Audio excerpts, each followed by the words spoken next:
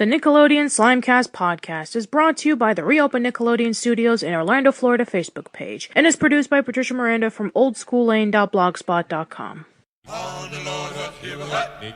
On the Lord, Nick. On the Ricky Ticky Low, while living number one Nickelodeon.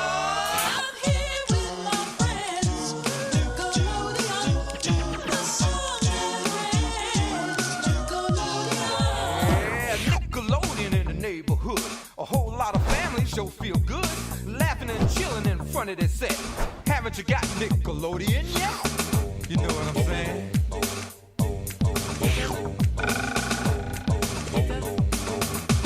It doesn't matter where you are, with Nickelodeon there you are. Better off by far. Nickelodeon. Yeah! You know what I'm saying? Hello everyone, welcome aboard to a brand new episode of the Nickelodeon Slimecast Podcast. I am Patricia, and I'm here with an admin who hasn't been on board for about a year now. Welcome back, admin James. I'm back from my hiatus, y'all. Where have you been, man? I mean, we've missed you here. Well, I've been doing a lot of stuff like climbing Mount Everest, traveling across the world, losing my legs along the way, but I made it safely back to Nick Slimecast Podcast.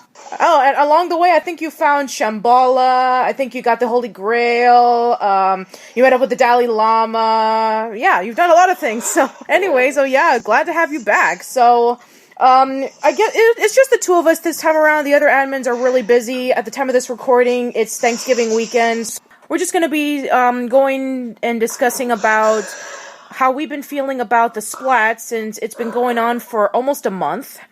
And also, we're going to be discussing about a couple of big announcements that have been going on since then. So, let's discuss about the Splat. Have you been able to see anything on the Splat over the past month? Well, I haven't been able to find a live stream for it, seeing as I live in the UK. But I've seen snippets from commercials and stuff, and from what I've heard from other people, it's a large improvement over what the last Splat was. Yeah, definitely. In the last podcast that Gabe, Jonathan, Orange Sedway 1 and I, we were discussing about the pros and cons of the 90s or all that. And one of the major cons that we were discussing about was that a lot of the programs that they were featuring on the 90s or all that were pretty much the same, and it was getting to the point of being really repetitive. But thanks to the Splat, it was able to mix things up with a lot of the Nicktoons. Like, it has a mixture of, like, you know, Ren and Stimpy, it's been showing Rocko's Modern Life, it's been showing, obviously, like, Rugrats and the Wallthornberries, Cat Dog, and Rocket Power. But, interestingly thing to note is that they've been actually showcasing some As Told by Ginger. In fact, for the first time ever, they actually showcased the As Told by Ginger pilot, which was mind-blowing to me, because the only way you can be able to see that was on DVD in one of the specials. I don't know if it was either Far From Home or maybe The Wedding Frame, but yeah, that was really awesome. And not to mention that a few days ago, throughout Thanksgiving, they showcased Nick's Thanksgiving Fest for the first time in TV for, I would say, over the past 20 years.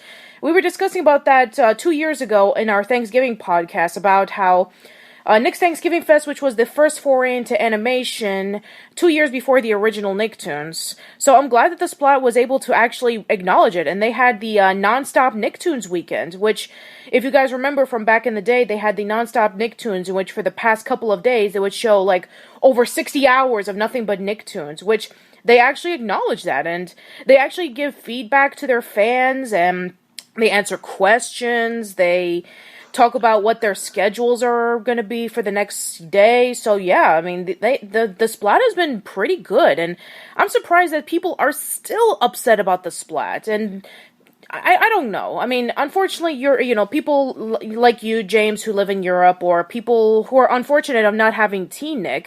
I mean, for those who do have it, I mean, I would suggest that you take advantage of it while you still can. I will say this, though. I feel that it has resuscitated and resurged interest in 90s Nickelodeon this year, because I feel like because of the block's lack of variety, people were starting to lose interest.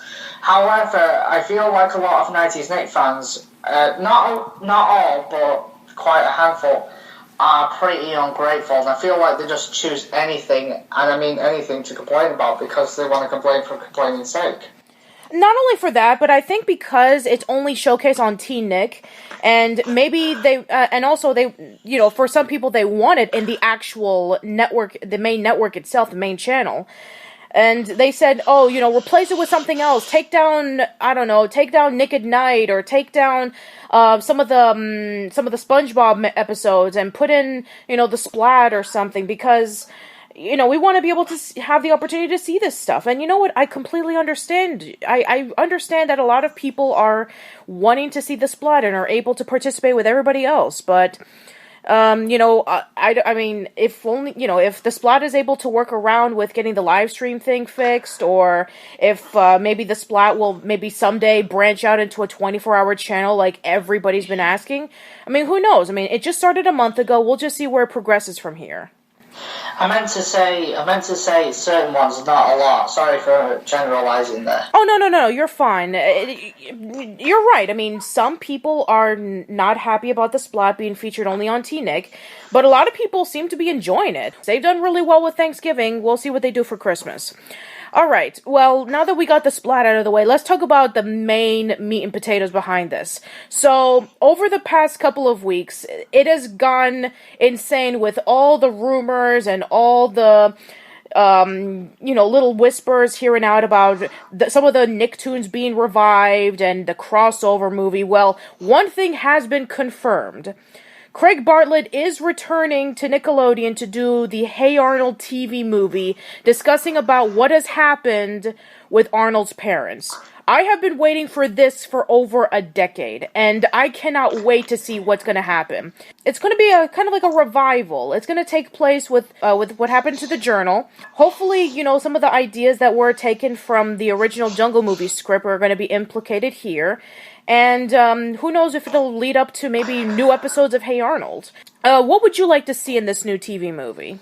Well, I'd like for it to... First of all, let me say that I'm absolutely thrilled with this. I literally couldn't believe it, because I was actually having a bad day until I heard... having a bad day when this was announced, until I found out that this was announced. I was like, wow, the day where the Jungle movie has finally been announced has come. And to be honest with you, I'd love to, for Arnold to finally meet his parents. The obvious, I'd love Helga to confess her love for Arnold, and not in the heat in the moment, by the way. But I'd also like for it to stay true to what made the original so great, while opening up for both audiences. My question, though, is, are they going to get away with some of the adult innuendo that they did in the original run? Because they got away with a lot more than you thought.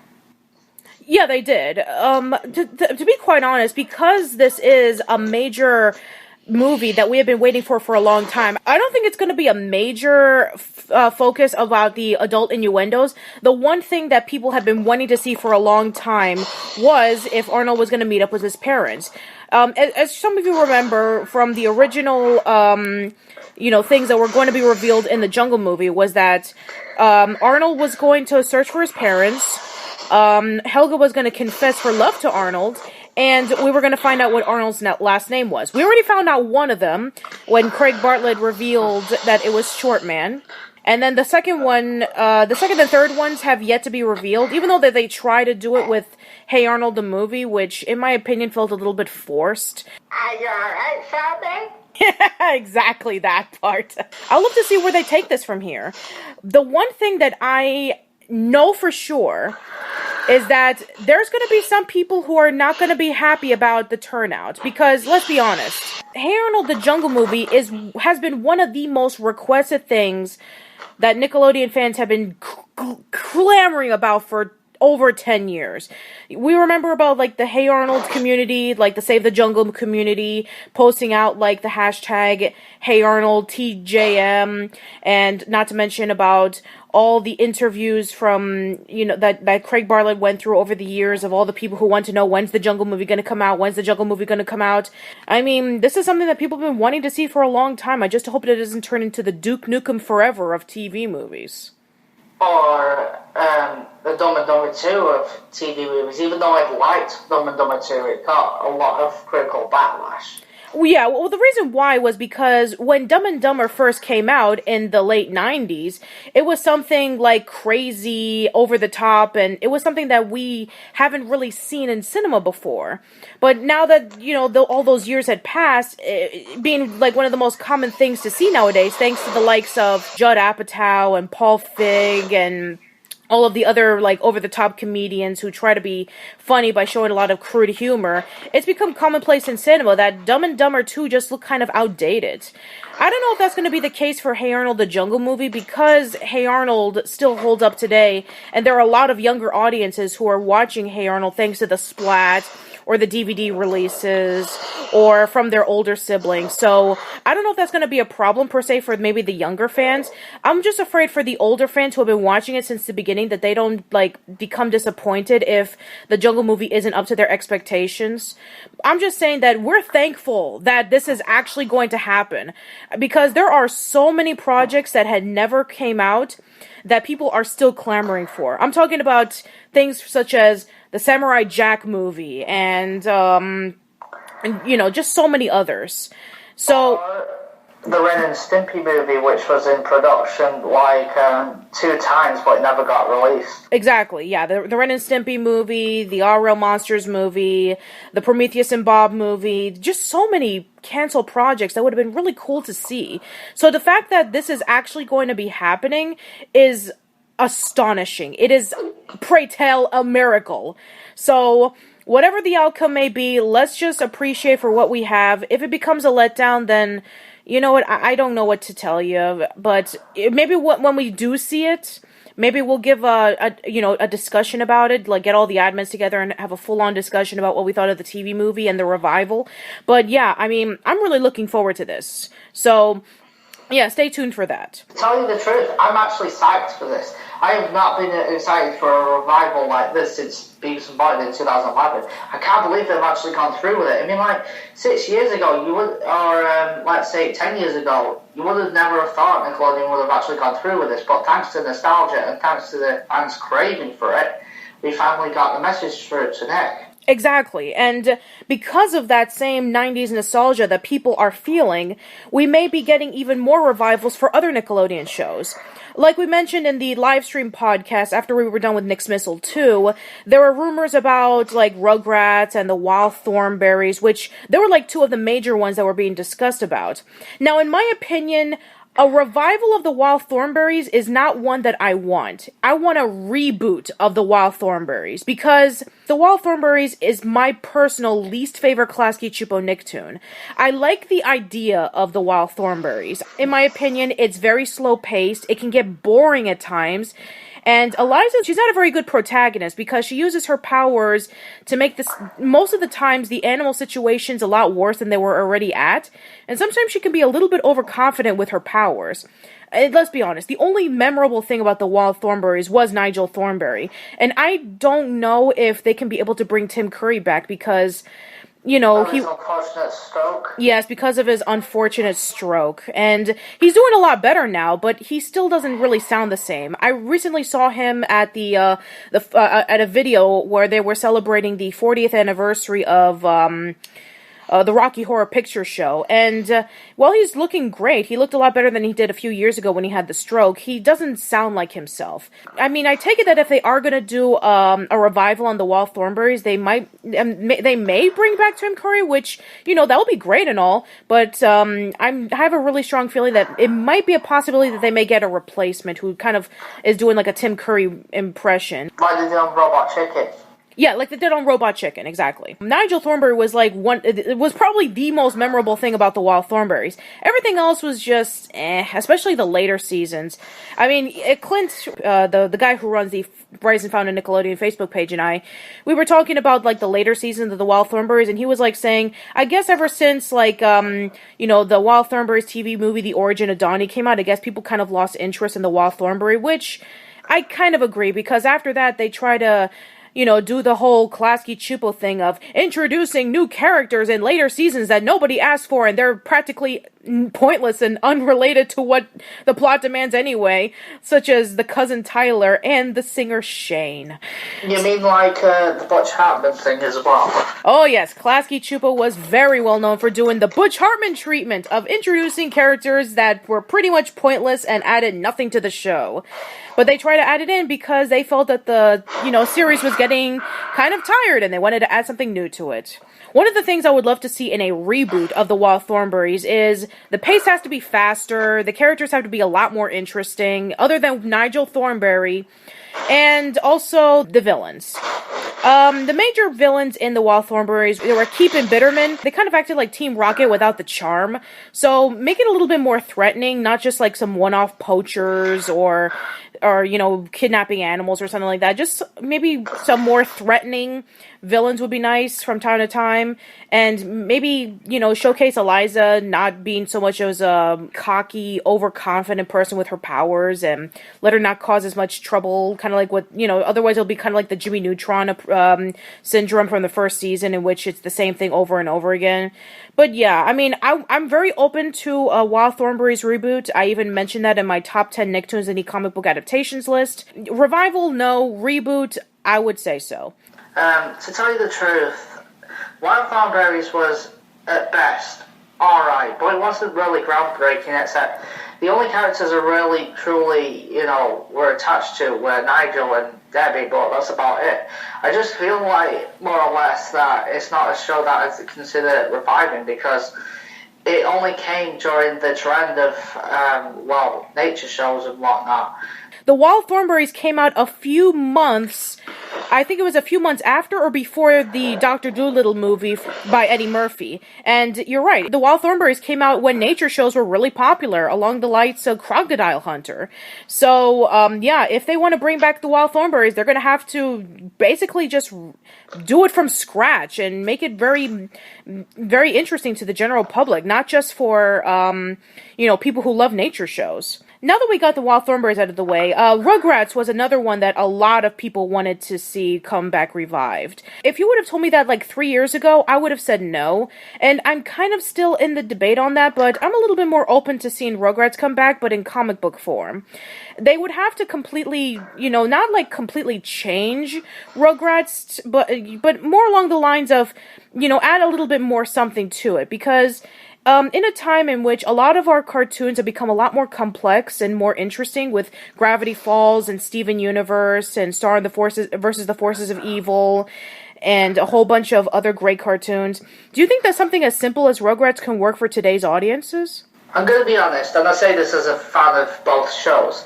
I feel that this is largely why Phineas and Ferb wasn't as popular in its later years, because it got overshadowed by the more complex shows. But I think more or less that Rugrats did have a bit of character development type feel to it, which is probably why it's actually rejuvenated itself with, am I using that word correctly, with modern audiences, and why it's been vindicated.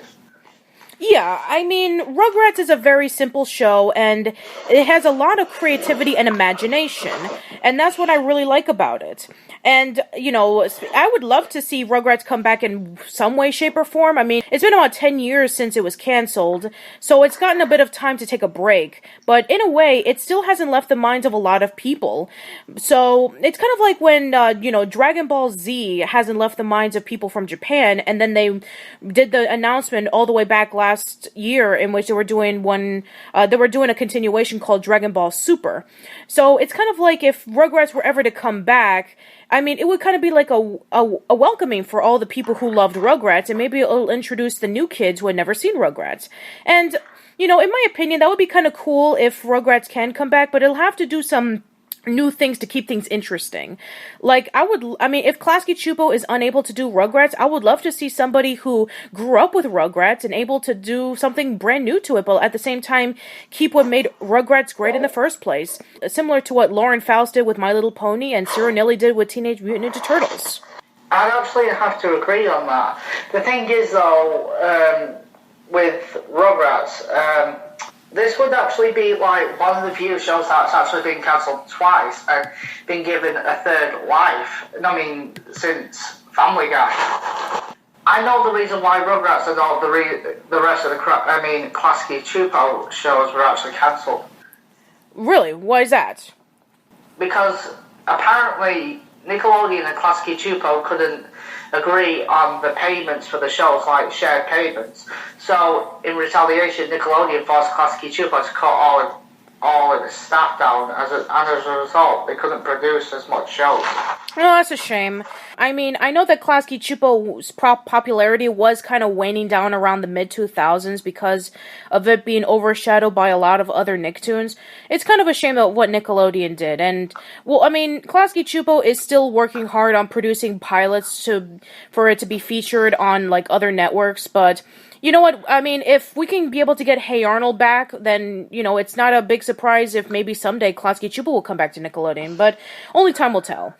Anyway, there were some other talks of other Nickelodeon shows that may be seeing a revival, but right before I get into that, there was the book, Things I Can't Explain, finally came out on Amazon. I haven't been able to read it yet, but I am planning to, and maybe I'll even do a video on it because about, I would say 3 years ago, I discussed about when it first was announced. So, were you able to take a look into it yet? Not yet, but I've been thinking of doing it, seeing as it's interesting that they've actually brought back Clarissa in book form. And the fact that Mitchell Kriegman is involved with it doubles the excitement. Yeah, definitely. Considering that Mitchell Kriegman, he's always wanted to continue Clarissa's story, even all the way back to like the late 90s when he did that Clarissa Now pilot on CBS, which we already discussed about in Nick's Missile 2. So it's nice that he's able to get another shot at it, even though it took him about 20 years. And, you know, it's kind of interesting about, all these people who are able to, demand about that we want to see these shows come back, that we want to be able to see our characters return in some way, shape, or form. I mean, because of the internet and because of, creators are able to get in touch with all their fans thanks to social media, we can be able, something like this is now not impossible. 10, 15, 20 years ago, in which if a show was canceled, that was it. All you had was like reruns and syndication. But nowadays, thanks to people's demands, then, anything is possible. And you know what? That's a good thing, but at the same time, it could also be a bad thing because it's relying on high expectations. High expectations about, we want it to be this way, this way, this way, and that way. And sometimes they don't achieve that, and it can be a letdown. For some people, it's like, maybe we shouldn't have asked for it in the first place. Maybe we should have, went back to what we had before and appreciated what we did have, as opposed to, like, wanting more, and then it's not to our expectations. I'll give the biggest example of this. Sure. Ren and Stimpy. Oh, yes. Go check out our Ren and Stimpy Adult Party Cartoon Nick's Missile 2 episode, and you'll probably know exactly why that was a disaster. But you weren't there for that episode, so why don't you talk about it, because I know you really wanted to be in this episode, alongside with the Phineas and Ferb episode. I am going to get loads of darts thrown at me for this. I didn't think it was as bad as people said it was. It wasn't as good as the original, but it suffered from added adult content and slower pacing. Yeah, that was like one of our major complaints about Adult Party Cartoon as well. I think it could have been salvaged had it been not for the fact that, all of these added things that were just not necessary. I know it tried to be like the next Family Guy. I know it tried to be like the next South Park, but that wasn't needed. And I'm afraid that, another bad thing about trying to add in modern things to classic shows or movies is that it doesn't fit very well. It doesn't mesh very well to what we expect to see. It's like putting in like modern music into like a show or a movie that was like 50 years ago or something like that. A great example on a revival, that's done right, in which a new generation could be able to watch it, was the Peanuts movie. Have you seen the Peanuts movie yet, James? No, because it's not in the UK yet, but as soon as it comes out, I'm definitely seeing it because I'm a huge fan of the Peanuts. Alright, well, I did see it, and it was incredible.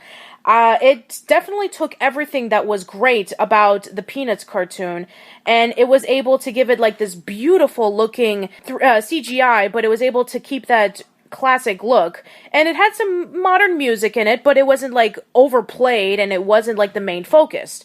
So if you are going to be doing something modern to classic shows or movies, then you have to make it in a way in which it makes sense. And, for a lot of these things, do you think that modern Nickelodeon is able to, do it? Because when it comes to revivals, the only things that we've seen revived were the game shows. And in my opinion, the only good game show revival that came out was Figure It Out.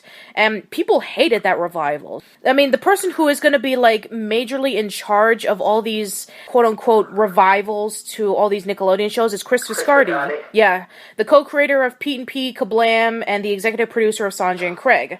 So, Chris Viscardi, wonderful guy. I had Will McRobb over at my podcast a couple of weeks ago. Yeah, I mean, if anybody can do the job, I'm sure that he can do a great job. Apparently, in terms of adult hype cartoon, the only reason why I had adult content was because Spike TV had forced John Kay to be able to add that stuff in. And speaking of Ren and Stimpy, that's actually one of the shows that's being considered for a revival. Oh, really? Interesting. Will John Kay come back for this, or are they going to get somebody else to do it? That is the question. Because John Kay, he can be a very fickle man at times. As we already know, he's a major perfectionist. And, a lot of these things that he's done takes time, and he's willing to do everything in intricate detail, even though that a lot of his designs are very grotesque looking. If we are going to see a Ren and Stimpy revival, how is it going to work exactly? Actually, I think the person that they've run to is Bob Camp, seeing as he's still close with Nickelodeon and has actually spoke to Nickelodeon executives about a revival several times. In fact, in 2011, he had actually set up a group with somebody to revive Ren and Stimpy and tried to convince Nickelodeon that there was still an audience out there. But because of Adult Pie Cartoon, Nickelodeon refused to revive it because they didn't want anything to do with it anymore. My, how times have changed. Oh, yes, indeed. I mean, back then it was all about, what should we do now? Nowadays, it's, what can we revive now? What was popular 10, 15, 20 years ago, and we can bring it back? Has Nickelodeon gotten so desperate in which none of their shows that have been coming out recently have done so well that they have to go back to their archives and pull out something that came out 20 years ago just so that they can please the audience? And let me just tell you something, James. If Nickelodeon messes this up, if they ruin any of the revived shows, you can be sure, 150%, that there is going to be a huge rebuttal on the internet in which people will be complaining and ranting and just yelling to Nickelodeon saying about, how dare you ruin my childhood? How dare you do all these things that have not pleased me? How dare you do this? It should have been the way it was before, and, all of these things are not necessary, and blah, blah, blah. Or it's too much of the same thing, it's outdated. This should have been staying in the 90s, and blah, blah, blah. So they have really put themselves into a corner. They really have, because none of the shows that have been coming out recently have been doing very well. In fact, they've been tanking in ratings.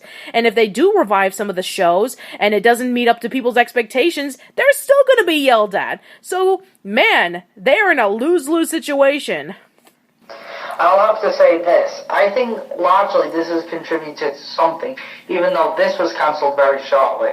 I feel like this is because of the Beavis and Butthead revival, because ever since Beavis and Butthead came back, years later, due to the success of that, I feel like networks are trying to back off of that. Ever since the Beavis and Butthead revival came out, and it did really good in ratings for the first couple of episodes, but then as time went on, the ratings kind of went down. I don't know whether it was that people just weren't interested in seeing it, or maybe it wasn't advertised enough, or maybe it was just a period piece of the 90s in which, we had our fun looking back at our nostalgic memories, and now we can just go back to it for a little bit, but I'm gonna watch all these news shows now. I mean, I hope that it won't be the same way in which, kids will be looking at it. It's like, Rugrats, I remember when my older brother used to watch this when he was a kid, and it's cool. I'm not interested in watching it. I'm gonna go watch Steven Universe. The reason why it was cancelled, though, wasn't because of the ratings, but because it didn't fit MTV's demographic, because they got a new programming chief. So maybe it's to do with... It also had a lot to do with its poor scheduling as well. Oh, that could be a possibility, yeah. Poor scheduling is also another major reason why Nickelodeon shows get canceled. Oh, that just reminded me. James, have you read the recent interview from Dan Schneider about why Nickelodeon shows get canceled? Yeah, because basically they can only last 60 to 65 episodes, just like in the 90s. I didn't think that was still the case. And they think, like, Nickelodeon thinks children have short attention spans. And I find that disgusting because as a kid, I stuck through a show from its very beginning through its very end. And that's absolutely vile that Nickelodeon's so condescending to kids nowadays in that sense. I have no idea what Dan Schneider was thinking when he said that. I mean, yes, it is true that in this day and age, we have instant gratification with our social media and with a lot of things. Yes, that's true. But on the other hand, when it comes to watching programming, a show does not get immediately canceled just because we're bored and we want to watch something else. Maybe it could be for some cases, like if a show is really dropped in quality, or if the episodes get boring after a while, or maybe, along the lines of, oh, we don't have time to watch it, and maybe we'll just catch it later on, like, social, and maybe, like, on demand or something. But the fact that Dan Schneider said Nickelodeon shows get canceled because kids have short attention spans, that just makes us look like idiots. I mean, that makes everybody look like idiots, and that's not true. I mean, we've been talking about extensively throughout the years about how some Nickelodeon shows get canceled due to it was too ahead of its time, poor scheduling, not enough advertisement, or the shows were really, really that bad. If children have short attention spans, then why is SpongeBob SquarePants still on the air? Yeah, exactly. And if children have short attention spans, why is Adventure Time still on the air? Why is Steven Universe still on the air? If children have short attention spans and they grow up into adults and we have short attention spans, why is Game of Thrones still on the air? Why is Walking Dead still on the air? I mean, come on, Dan Schneider. You're better than that. Are you trying to say this? Oh, maybe it's because people are getting short attention spans because some of your shows are getting canceled. I'd even go ahead and say, if children have short attention spans, then why is Fairly Odd Parents still on? Yes, exactly. Why is Fairly Odd Parents still on the air? I mean, what he was saying in the beginning of the interview, he was partly right about, how back then there used to be a case in which you only had to do 65 episodes and then they would run it in syndication. That is true.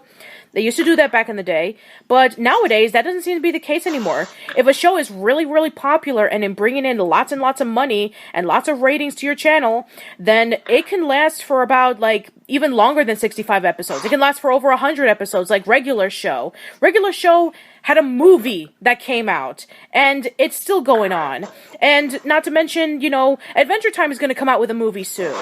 And, Gravity Falls just recently ended its run, but it's not because children have short attention spans, but because Alex Hirsch was finished with the story that he wanted to write down for Gravity Falls.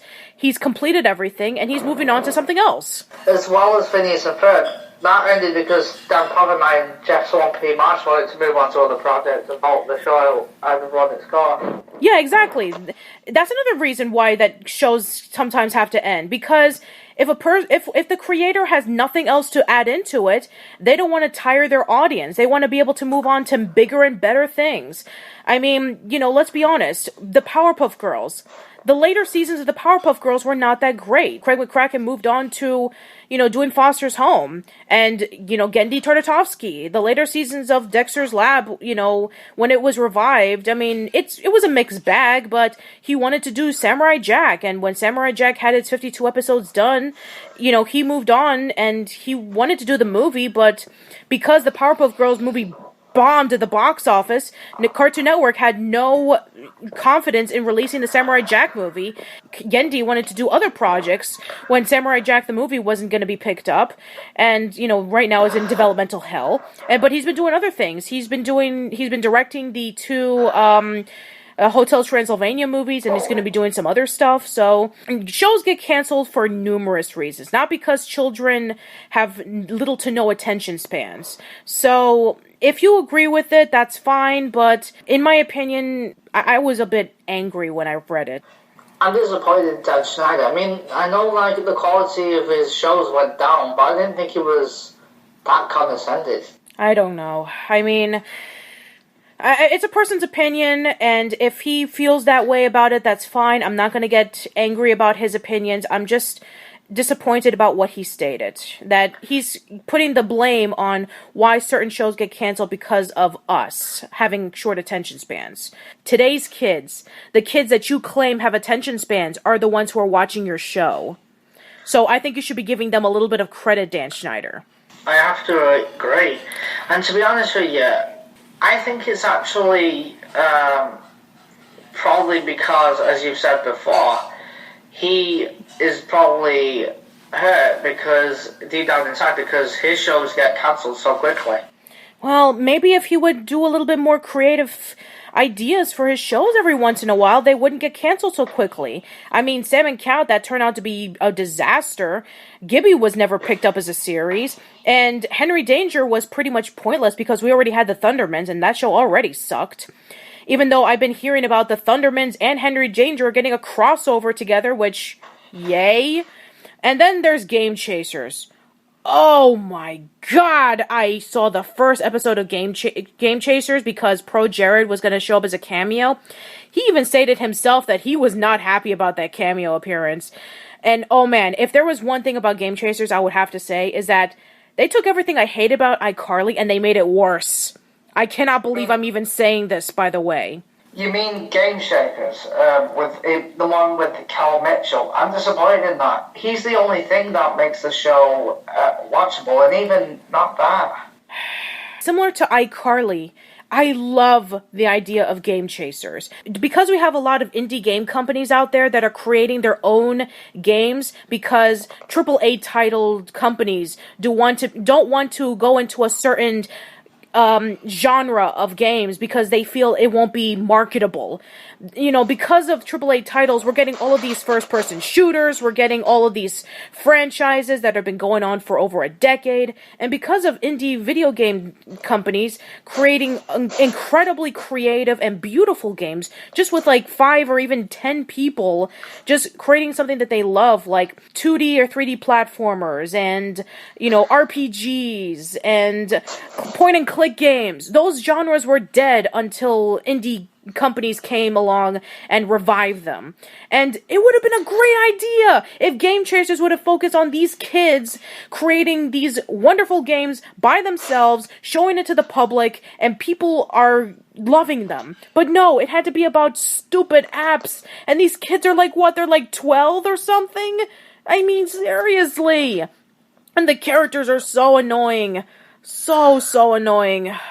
I'm sorry, Dan Schneider, but if you don't do something really quickly with trying to shake up things, people are not just going to be less interested about your shows, they're going to be less interested in having you around creating them. You have to either shake it up or just quit because it's getting old. It's really getting old. It worked in the 2000s, it doesn't work now. Get with the times. Yeah, exactly. Yeah, get with the times, my man.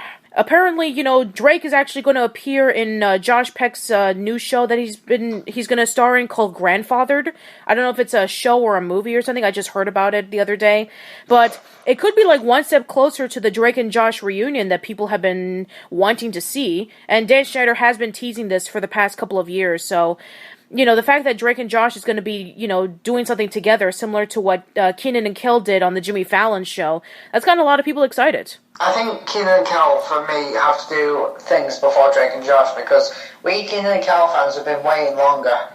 Yes, that is true. We have been waiting longer, but I think because, you know, the audience who are watching Nickelodeon today, like the teenagers and the young kids, they know about Drake and Josh a little bit more. So I wouldn't be surprised if the Kenan and Kel reunion stuff maybe would happen secondary, which it shouldn't, because Kenan and Kel, the show, it's going to be celebrating its 20th anniversary this coming year in 2016. It would be so awesome if they were to do something like maybe a little movie or a little, maybe an episode of something.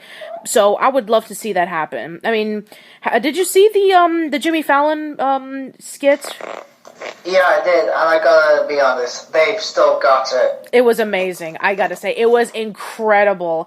It was so amazing seeing them together, and they still have that chemistry together. That was so incredible. To be honest with you, in terms of the revival news, if this was 4 years ago, I don't think anybody would have believed they would have actually done this. You know, when the 90s or all that actually came out.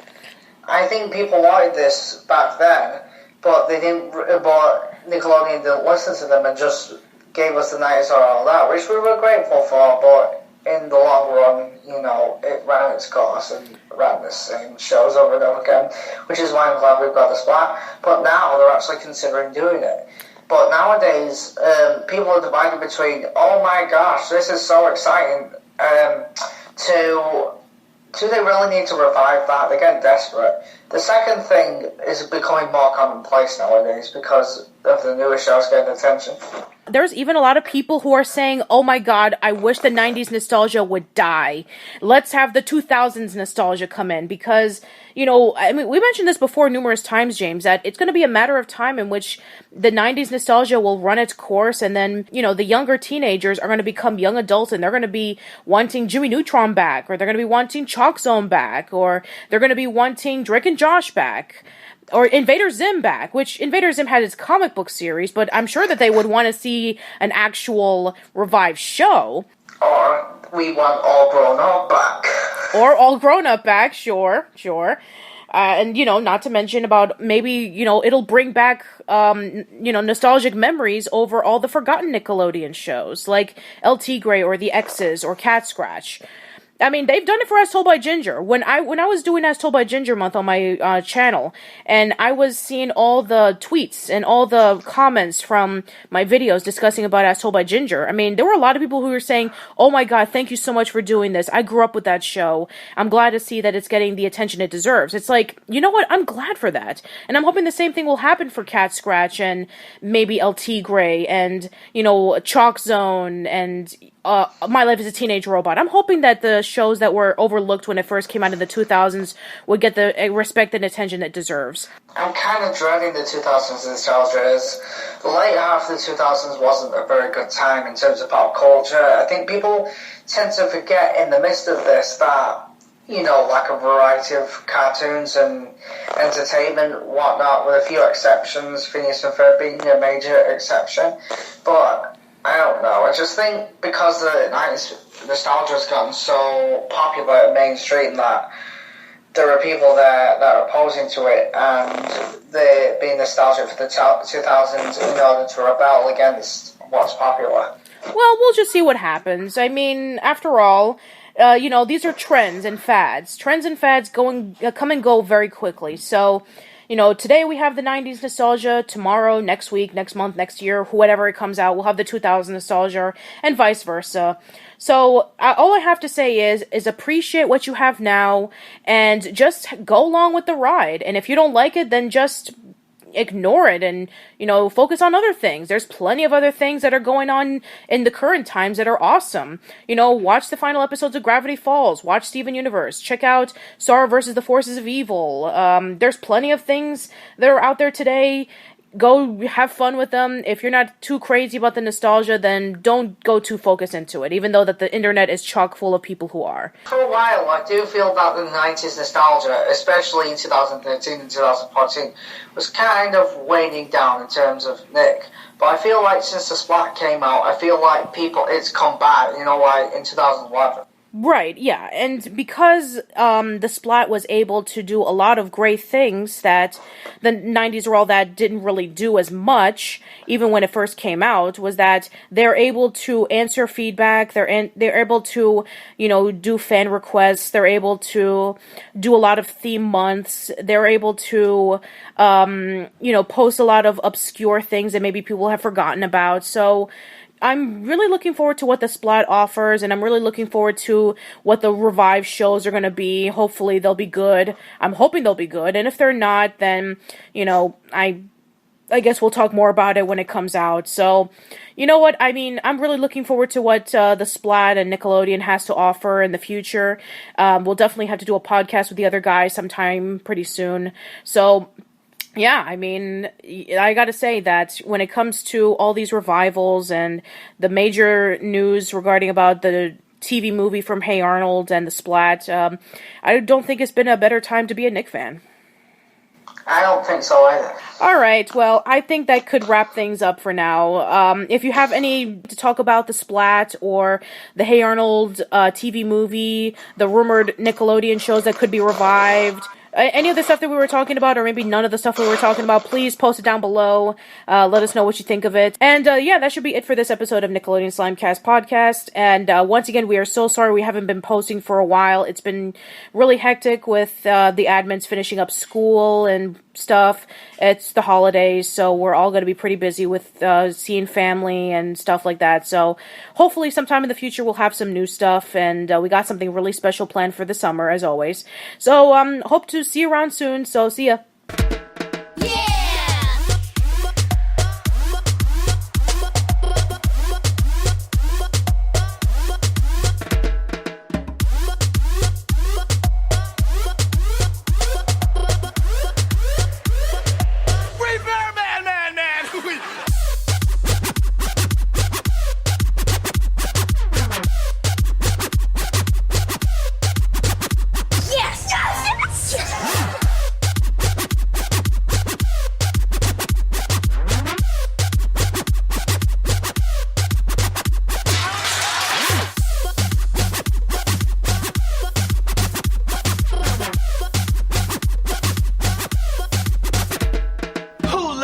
Orange soda.